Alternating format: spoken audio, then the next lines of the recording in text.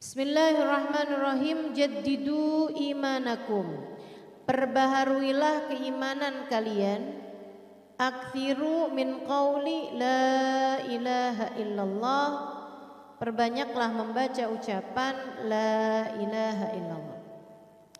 Ada beberapa hal yang bisa kita ambil dari hadis ini. Yang pertama, iman itu bisa nambah, bisa kurang, bisa lama, bisa baru, bisa senantiasa diperbaharui. Iman itu bahkan bisa hilang, terutama di akhir zaman. Iman gampang banget hilangnya. Kata Nabi Muhammad alaihissalam, sayati zaman ala ummati asbaha ahaduhum muslima wa amsa kafira. Akan datang zaman pada umatku di mana orang masuk pagi dalam keadaan Islam, sore udah hilang Islamnya. Orang pagi masuk dalam keadaan beriman, malam hari udah hilang imannya. Tercabut keimanannya. Ada di kitab Sulamut Taufik hal-hal yang membuat orang Islamnya atau imannya kecabut. Ada banyak hal, teman-teman. Salah satunya meremehkan syariat agama Allah, meragukan kekuasaan Allah.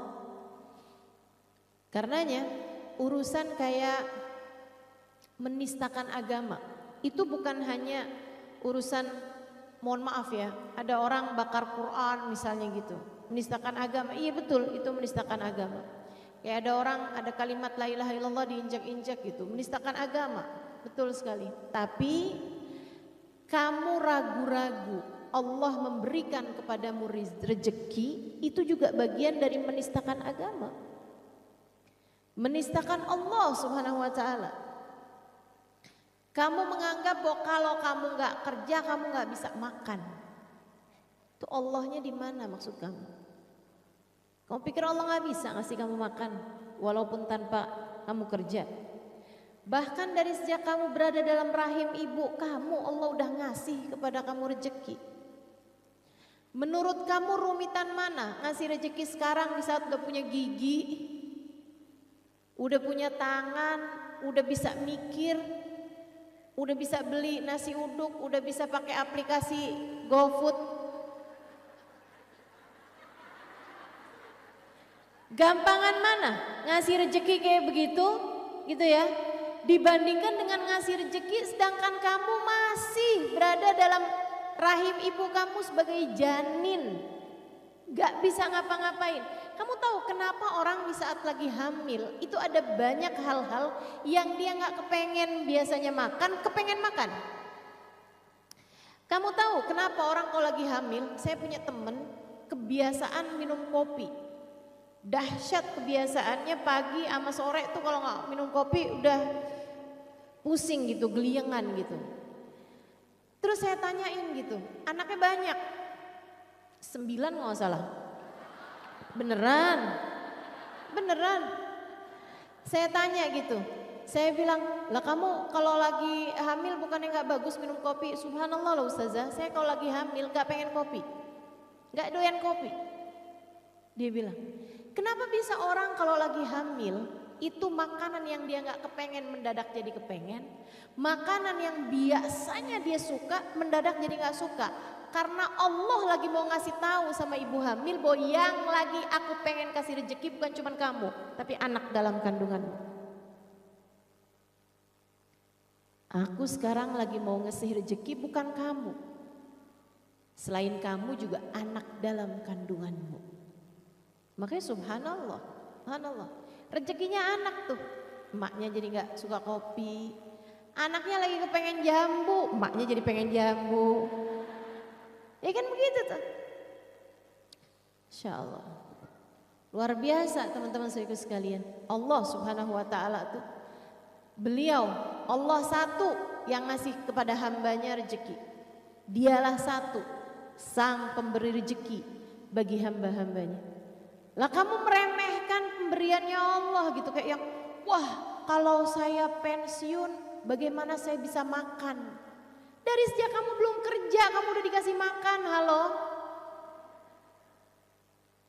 Saudaraku sekalian yang saya muliakan, kalau saya nggak punya suami, kalau suami saya meninggalkan saya, gimana saya bisa membiayai hidup saya? Kamu dulu juga nggak punya suami, emang kamu lahir langsung kawin? Kan enggak. Dulu-dulu juga kamu nggak punya suami, hidup apa nggak hidup? Hidup. Harus selalu diingat, yang ngasih rezeki itu bukan suami, bukan orang tua, bukan sesiapa, tapi Allah Subhanahu wa Ta'ala. Kamu ragu-ragu terhadap makan siang, makan malam, besok makan apa, lusa makan apa. Kamu belingsatan pikiran, anak nanti makannya gimana, ini nanti makannya gimana, apa segala macam urusan-urusan rezeki nih teman-teman, yang sampai membuat kadang-kadang orang mau-maunya sampai nyari sesuatu yang haram untuk urusan rezekinya. Ini merupakan salah satu dari kamu ngurangin kekuasaan Allah Subhanahu wa Ta'ala, meragukan kekuasaan Allah Subhanahu wa Ta'ala jalla jalaluhu wa ta'ala azamatuh. Hati-hati, hal-hal yang kayak beginian nih, yang bikin Allah kesel gitu sama hambanya. Allah, lah aku yang ngasih rezeki loh. Segitunya dia nganggep suaminya, segitunya dia nganggep pekerjaannya, segitunya dia ngejilatin bosnya, sampai jilat atasan, nyikut bawahan, kan begitu tuh. Padahal aku yang selama ini ngasih rezeki, kata Allah Subhanahu wa Ta'ala. Cabut aja deh imannya, dia nggak beriman nih sama aku nih. Gitu. Banyak terjadi saudaraku sekalian. Khaufuhum min ghadahum wa asyahum yuhawwiluhum an jihatil qiblah. Katanya Sayyidina Hasan Al-Basri ketika diceritakan tentang banyaknya umat Islam yang mati nggak bawa iman, beliau menyatakan penyebabnya seperti dituliskan Imam Ghazali dalam kitab Minhajul Abidin, khaufuhum min ghadahum wa asyahum yuhawwiluhum an jihatil qiblah. Rasa takut mereka ntar makan siang apaan, ntar makan malam apaan, itu yang mencegah mereka dari mati membawa iman. Berhati-hatilah. Saya yakin nih yang ngaji nih sholat semuanya. Yakin saya. Saya yakin. Yang saya yakinkan juga yang ngaji pada pakai jilbab semuanya. Ya kan, pada pakai jilbab nutup aurat ya kan. Saya yakinkan itu. Akan tetapi masalahnya iman tuh bukan pakaian, iman bukan gerakan, iman sesuatu yang ada di dalam hatimu. Iman sesuatu yang ada di dalam hatimu teman-teman. Bisa nambah, bisa ngurang, bisa datang, bahkan bisa hilang. Makanya nih, kita nih mesti bener, harus banget mempertahankan keimanan-keimanan kita, memupuki keimanan-keimanan kita biar kuat dari akarnya. Ini yang diperintahkan baginda kita Nabi besar Muhammad. Salah satu penyebab terangkatnya iman, saudaraku sekalian, yang banyak juga meremehkan syariat agama Allah, menganggap ada ajaran lain yang lebih bagus. Hati-hati. Kamu ngelihat orang yang pakaiannya terbuka-terbuka lagi pada jemuran di tepi pantai, terus kamu mikir, enak ya jadi dia ya, kayak nggak keribetan menjilbab gitu, kayak mau fashion apaan aja oke gitu, enak ya. Kalau saya nggak Islam saya kayak gitu tuh. Kamu menganggapnya sebagai sesuatu hal yang bagus gitu, hati-hati teman-teman. Itu tuh kayak orang yang nggak mensyukuri nikmatnya Islam, dan itu hal yang banyak membuat Allah Subhanahu wa Ta'ala kemudian mencabut iman dalam diri seseorang. Bismillahirrahmanirrahim. Jaddidu imanakum, perbaharuilah keimanan kalian. Aktsiru min qauli la ilaha illallah. Perbanyaklah membaca ucapan la ilaha illallah. Ada beberapa hal yang bisa kita ambil dari hadis ini. Yang pertama, iman itu bisa nambah, bisa kurang, bisa lama, bisa baru, bisa senantiasa diperbaharui. Iman itu bahkan bisa hilang, terutama di akhir zaman. Iman gampang banget hilangnya. Kata Nabi Muhammad alaihissalam, sayati zaman ala ummati asbaha ahaduhum muslima wa amsa kafira. Akan datang zaman pada umatku di mana orang masuk pagi dalam keadaan Islam, sore udah hilang Islamnya.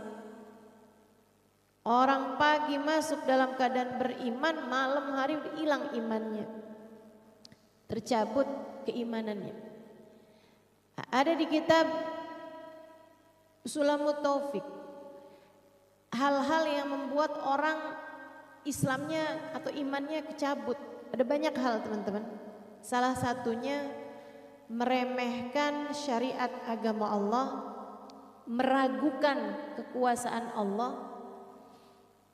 Karenanya urusan kayak menistakan agama itu bukan hanya urusan, mohon maaf ya, ada orang bakar Quran misalnya gitu, menistakan agama. Iya betul, itu menistakan agama. Kayak ada orang, ada kalimat la ilaha illallah diinjak-injak gitu, menistakan agama. Betul sekali. Tapi kamu ragu-ragu Allah memberikan kepadamu rezeki, itu juga bagian dari menistakan agama. Menistakan Allah Subhanahu wa ta'ala. Kamu menganggap bahwa kalau kamu nggak kerja kamu nggak bisa makan. Itu Allahnya di mana maksud kamu? Kamu pikir Allah nggak bisa ngasih kamu makan walaupun tanpa kamu kerja? Bahkan dari sejak kamu berada dalam rahim ibu kamu, Allah udah ngasih kepada kamu rezeki. Menurut kamu rumitan mana ngasih rezeki sekarang di saat udah punya gigi, udah punya tangan, udah bisa mikir, udah bisa beli nasi uduk, udah bisa pakai aplikasi GoFood. Gampangan mana ngasih rezeki kayak begitu, gitu ya, dibandingkan dengan ngasih rezeki sedangkan kamu masih berada dalam rahim ibu kamu sebagai janin, gak bisa ngapa-ngapain. Kamu tahu kenapa orang di saat lagi hamil itu ada banyak hal-hal yang dia gak kepengen biasanya makan, kepengen makan. Kamu tahu kenapa orang kalau lagi hamil, saya punya temen kebiasaan minum kopi. Dahsyat kebiasaannya, pagi sama sore tuh kalau gak minum kopi udah pusing gitu, geliengan gitu. Terus saya tanyain gitu, anaknya banyak, 9 nggak salah. Beneran. Saya tanya gitu, saya bilang, lah kamu kalau lagi hamil bukannya nggak bagus minum kopi? Subhanallah loh ustazah, saya kalau lagi hamil nggak pengen kopi, nggak doyan kopi. Dia bilang, kenapa bisa orang kalau lagi hamil itu makanan yang dia nggak kepengen mendadak jadi kepengen, makanan yang biasanya dia suka mendadak jadi nggak suka? Karena Allah lagi mau ngasih tahu sama ibu hamil bahwa yang lagi aku pengen kasih rezeki bukan cuma kamu, tapi anak dalam kandunganmu. Aku sekarang lagi mau ngasih rezeki bukan kamu, selain kamu juga anak dalam kandunganmu. Makanya subhanallah, rezekinya anak tuh. Emaknya jadi nggak suka kopi, anaknya lagi kepengen jambu, emaknya jadi pengen jambu. Ya kan begitu tuh. Insya Allah. Luar biasa teman-teman saudaraku sekalian. Allah subhanahu wa ta'ala tuh, beliau Allah satu yang ngasih kepada hambanya rezeki. Dialah satu sang pemberi rezeki bagi hamba-hambanya.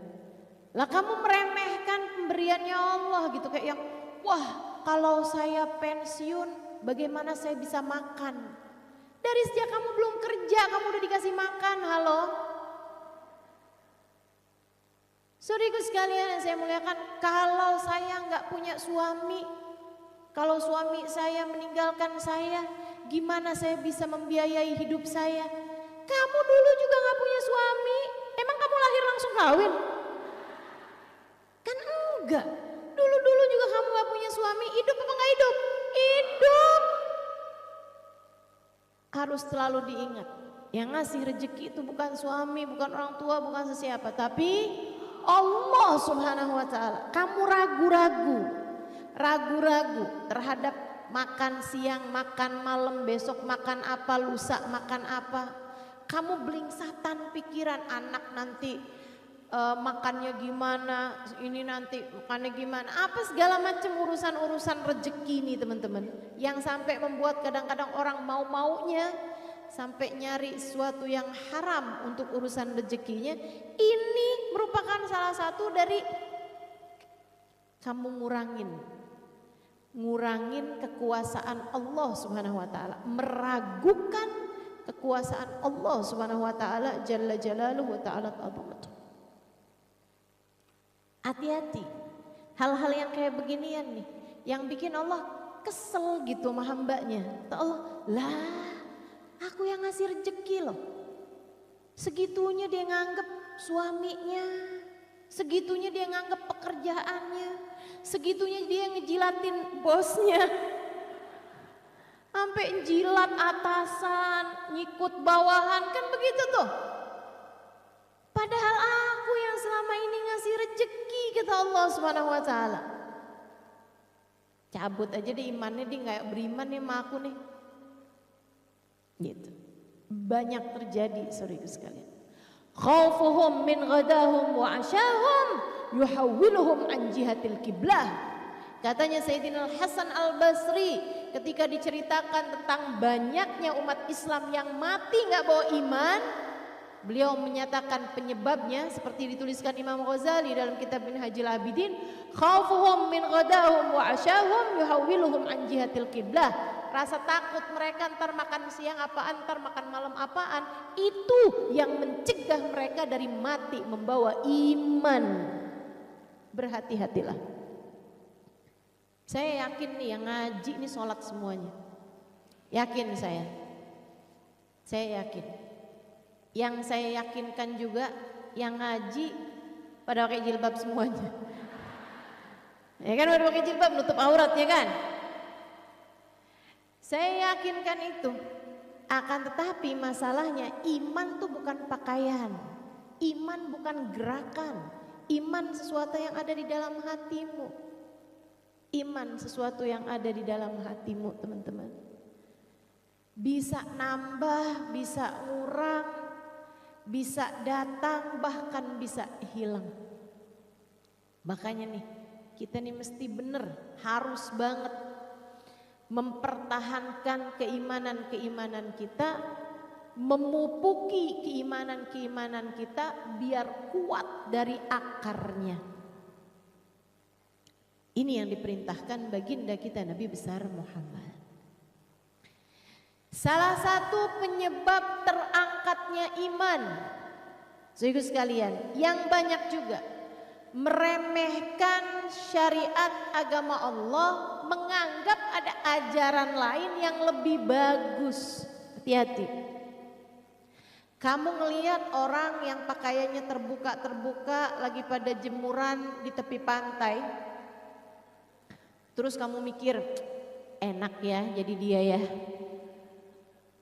kayak nggak keribetan menjilbab gitu, kayak mau fashion apaan aja oke gitu, enak ya. Kalau saya nggak Islam saya kayak gitu tuh. Kamu menganggapnya sebagai sesuatu hal yang bagus gitu, hati-hati teman-teman. Itu tuh kayak orang yang nggak mensyukuri nikmatnya Islam, dan itu hal yang banyak membuat Allah Subhanahu wa taala kemudian mencabut iman dalam diri seseorang. Bismillahirrahmanirrahim. Jaddidu imanakum. Perbaharuilah keimanan kalian. Aktsiru min qauli la ilaha illallah. Perbanyaklah membaca ucapan la ilaha illallah. Ada beberapa hal yang bisa kita ambil dari hadis ini. Yang pertama, iman itu bisa nambah, bisa kurang, bisa lama, bisa baru, bisa senantiasa diperbaharui. Iman itu bahkan bisa hilang, terutama di akhir zaman. Iman gampang banget hilangnya. Kata Nabi Muhammad alaihissalam, sayati zaman ala ummati asbaha ahaduhum muslima wa amsa kafira. Akan datang zaman pada umatku di mana orang masuk pagi dalam keadaan Islam, sore udah hilang Islamnya. Orang pagi masuk dalam keadaan beriman, malam hari udah hilang imannya. Tercabut keimanannya. Ada di kitab Sulamut Taufik hal-hal yang membuat orang Islamnya atau imannya kecabut. Ada banyak hal teman-teman. Salah satunya meremehkan syariat agama Allah, meragukan kekuasaan Allah. Karenanya urusan kayak menistakan agama itu bukan hanya urusan, mohon maaf ya, ada orang bakar Quran misalnya gitu, menistakan agama. Iya betul, itu menistakan agama. Kayak ada orang, ada kalimat la ilaha illallah diinjak-injak gitu, menistakan agama. Betul sekali. Tapi kamu ragu-ragu Allah memberikan kepadamu rezeki, itu juga bagian dari menistakan agama. Menistakan Allah Subhanahu wa ta'ala. Kamu menganggap bahwa kalau kamu nggak kerja kamu nggak bisa makan. Itu Allahnya di mana maksud kamu? Kamu pikir Allah nggak bisa ngasih kamu makan walaupun tanpa kamu kerja? Bahkan dari sejak kamu berada dalam rahim ibu kamu, Allah udah ngasih kepada kamu rezeki. Menurut kamu rumitan mana ngasih rezeki sekarang di saat udah punya gigi, udah punya tangan, udah bisa mikir, udah bisa beli nasi uduk, udah bisa pakai aplikasi GoFood. Gampangan mana ngasih rezeki kayak begitu, gitu ya, dibandingkan dengan ngasih rezeki sedangkan kamu masih berada dalam rahim ibu kamu sebagai janin, gak bisa ngapa-ngapain. Kamu tahu kenapa orang di saat lagi hamil itu ada banyak hal-hal yang dia gak kepengen biasanya makan, kepengen makan. Kamu tahu kenapa orang kalau lagi hamil, saya punya temen kebiasaan minum kopi. Dahsyat kebiasaannya, pagi sama sore tuh kalau gak minum kopi udah pusing gitu, geliengan gitu. Terus saya tanyain gitu, anaknya banyak, 9 kalau gak salah. Beneran. Saya tanya gitu, saya bilang, lah kamu kalau lagi hamil bukannya gak bagus minum kopi? Subhanallah loh Ustazah, saya kalau lagi hamil gak pengen kopi, gak doyan kopi. Dia bilang, kenapa bisa orang kalau lagi hamil itu makanan yang dia gak kepengen mendadak jadi kepengen, makanan yang biasanya dia suka mendadak jadi gak suka? Karena Allah lagi mau ngasih tahu sama ibu hamil bahwa yang lagi aku pengen kasih rezeki bukan cuma kamu, tapi anak dalam kandunganmu. Aku sekarang lagi mau ngasih rezeki bukan kamu, selain kamu juga anak dalam kandunganmu. Makanya subhanallah, rezekinya anak tuh. Emaknya jadi gak suka kopi, anaknya lagi kepengen jambu, emaknya jadi pengen jambu. Ya kan begitu tuh. Insya Allah. Luar biasa teman-teman saudaraku sekalian. Allah subhanahu wa ta'ala tuh, beliau Allah satu yang ngasih kepada hambanya rezeki. Dialah satu sang pemberi rezeki bagi hamba-hambanya. Lah kamu meremehkan pemberiannya Allah gitu, kayak yang wah kalau saya pensiun bagaimana saya bisa makan? Dari sejak kamu belum kerja kamu udah dikasih makan, halo. Saudaraku sekalian yang saya muliakan, kalau saya nggak punya suami, kalau suami saya meninggalkan saya, gimana saya bisa membiayai hidup saya? Kamu dulu juga nggak punya suami, emang kamu lahir langsung kawin? Enggak. Dulu-dulu juga kamu gak punya suami, hidup apa gak hidup? Hidup. Harus selalu diingat, yang ngasih rezeki itu bukan suami, bukan orang tua, bukan sesiapa, tapi Allah Subhanahu wa Ta'ala. Kamu ragu-ragu terhadap makan siang, makan malam, besok makan apa, lusa makan apa. Kamu belingsatan pikiran, anak nanti makannya gimana, ini nanti makannya gimana, apa segala macam urusan-urusan rezeki nih teman-teman, yang sampai membuat kadang-kadang orang mau-maunya sampai nyari sesuatu yang haram untuk urusan rezekinya. Ini merupakan salah satu dari kamu ngurangin kekuasaan Allah Subhanahu wa Ta'ala, meragukan kekuasaan Allah Subhanahu wa Ta'ala jalla jalaluhu wa ta'ala azamatuh. Hati-hati, hal-hal yang kayak beginian nih, yang bikin Allah kesel gitu sama hambanya. Allah, lah aku yang ngasih rezeki loh. Segitunya dia nganggep suaminya, segitunya dia nganggep pekerjaannya, segitunya dia ngejilatin bosnya, sampai jilat atasan, nyikut bawahan, kan begitu tuh. Padahal aku yang selama ini ngasih rezeki, kata Allah Subhanahu wa Ta'ala. Cabut aja deh imannya, dia nggak beriman nih sama aku nih. Gitu. Banyak terjadi saudara sekalian. Khaufuhum min ghadahum wa asyahum yuhawwiluhum an jihatil qiblah.